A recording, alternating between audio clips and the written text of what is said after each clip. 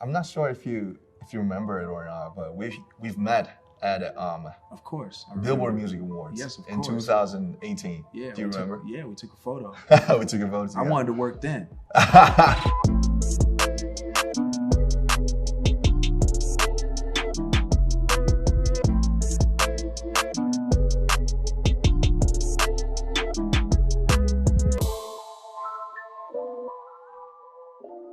First of all, thank you for having me. Thank you for having me as well.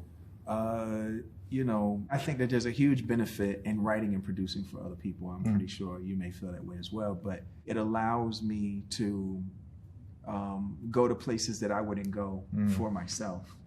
And as much as it feels like, you know, I may know what I'm doing when I'm doing songs that I'm, you know, featured as a solo artist, some people know, but most people don't know that all of my solo efforts have always been songs that I have written and produced for other people. In fact, when I try to write songs for myself or produce songs for myself, they always are too complex and seem much more like a puzzle than they do, you know, a jam, you know, like a bop.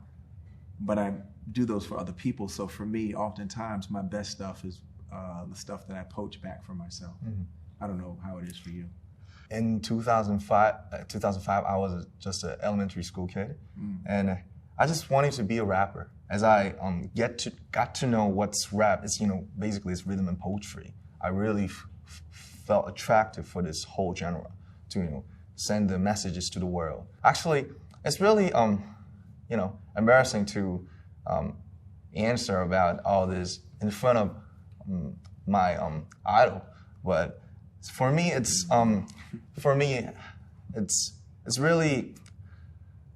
really more comfy to, you know, mostly for me, I write somebody's lyrics or the melodies for other artists, not as many as you, but it feels like, you know, it gives me another avatars and characters. Yes. Yes. So when it comes to me, it's a complex, and it always comes with the pain, you know, to confess. But it's still the most important part for me. I can relate to that.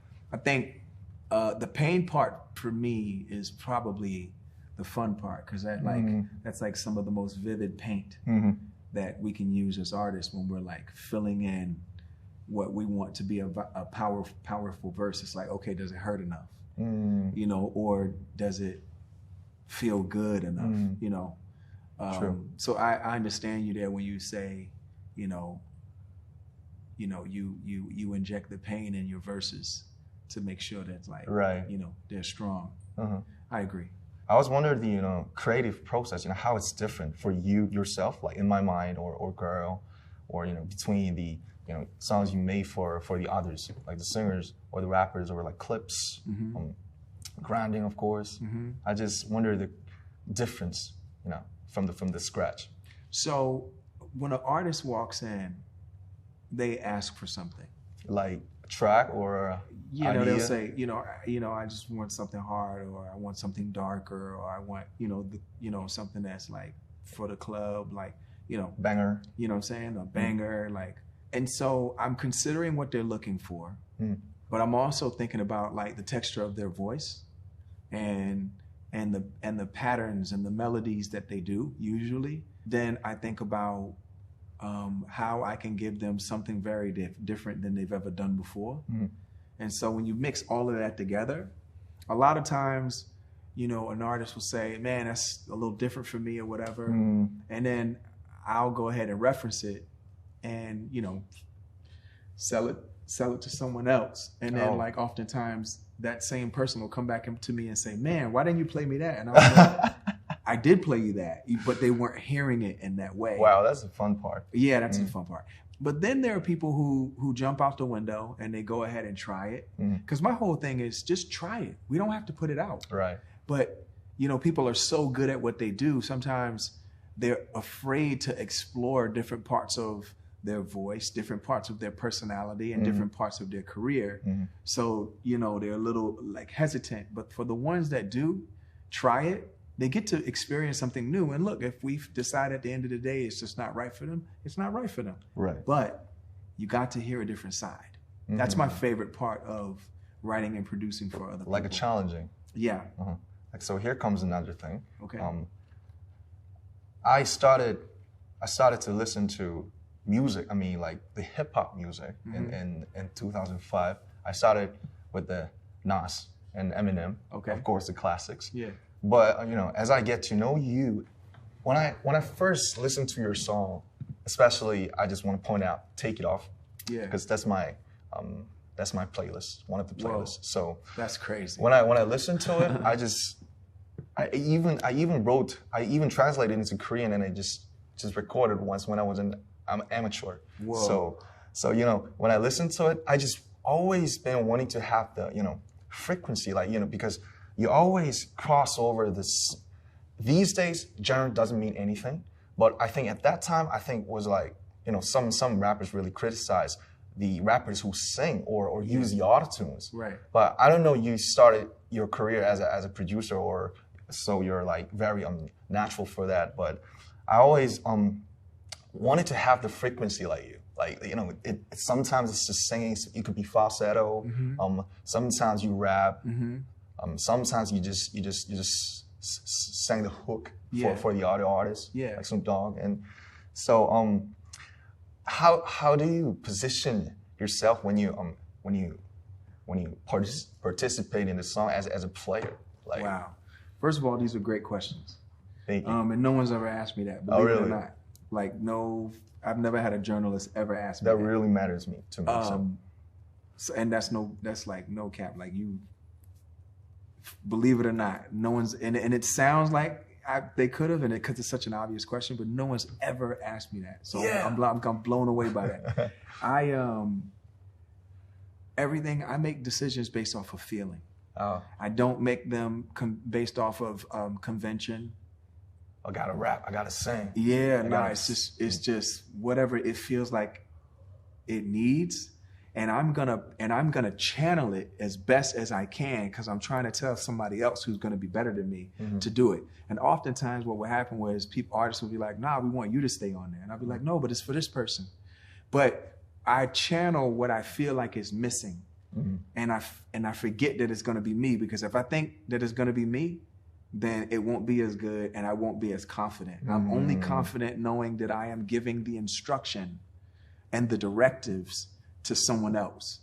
Like, for example, there's a record that I did with Mystical a long time ago called Mystical. Yeah, wow. Yeah, Shake Your Ass, right? Ooh. So when I did that record, I was thinking, like, you know, writing wise, you know, Chad and I produced it together, but when I was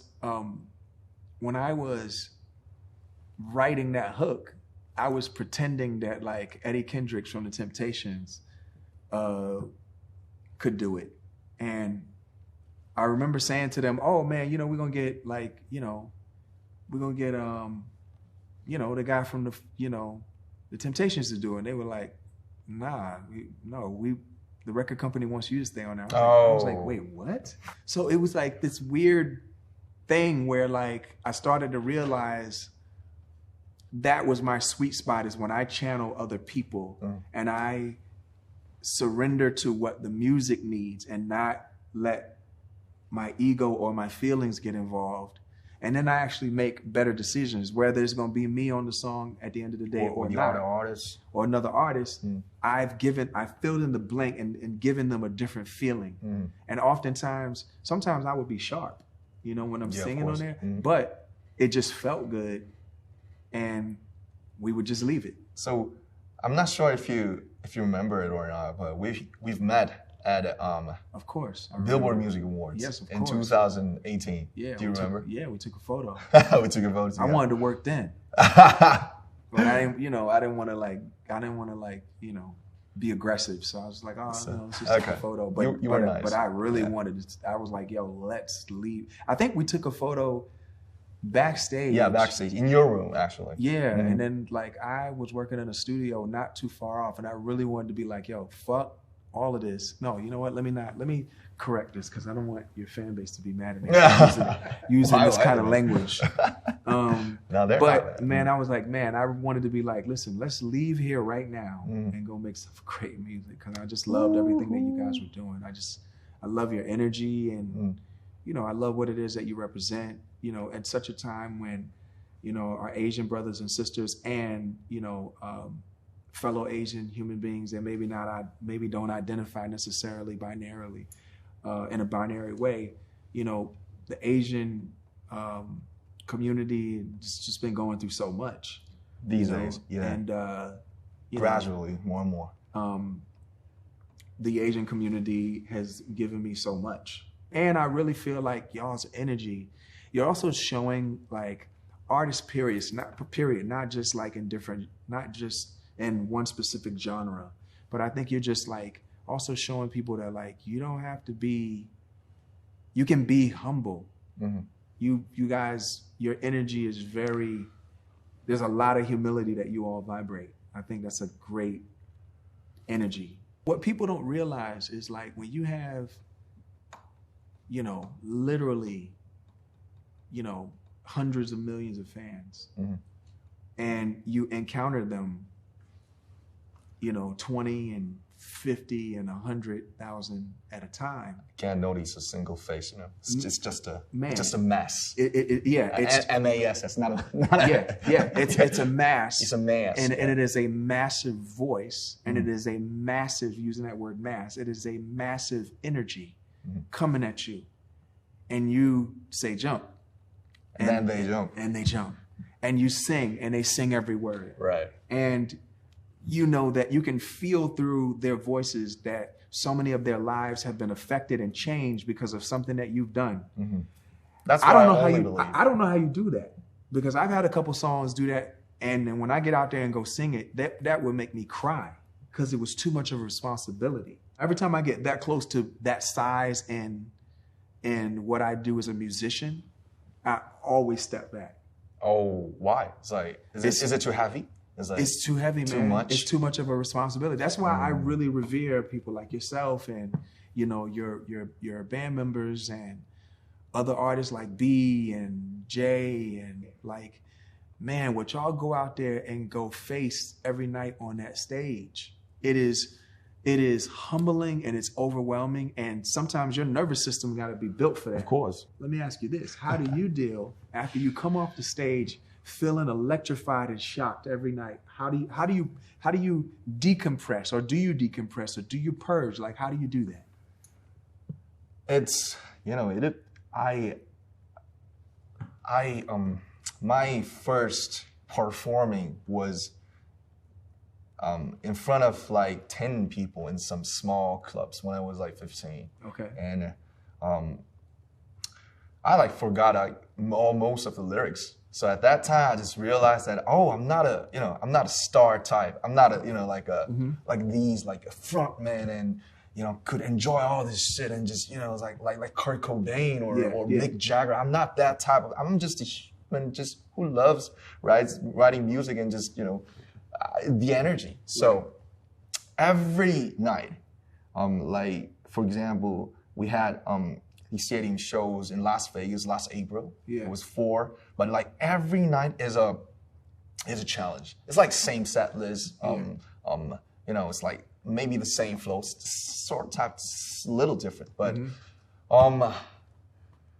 just like you said, that moment, like after we finished the first 3 beginning songs, and then we, you know, take out the earphones, and then like we just like, we're fucking back. It's like that's like everybody shouting out. At that moment, you know, that's when I really gets all the nerves, and like, you know, there's a different me persona for the next 2 hours and a half. But before that, from the rehearsal and even in the plane, I got really nervous and, you know, like so responsible, because I really am aware of the stories that, you know, fans buy the tickets and they come from Brazil, you know, from Japan, Korea, like from everywhere. They just come there for just that one night. So it feels me like I have to pay back, you know. I have to give them, I have to offer them the best night ever in their lives. So it's a mess, and it's a too much energy. But I'm a human, and I really get nervous, and I really sometimes get depressed by, and even get swallowed by all the energies. But I'm trying, and I try to deal with it, because I'm a human, and I love the music. I love their love, because I think love is really happening when we give somebody, not we take. Yeah. So I think it's more closer to the real love, I guess, personally. So I just want to give them back. They brought us from just a small city in Korea all the way back to the heart of this music industry, Las Vegas, LA, New York.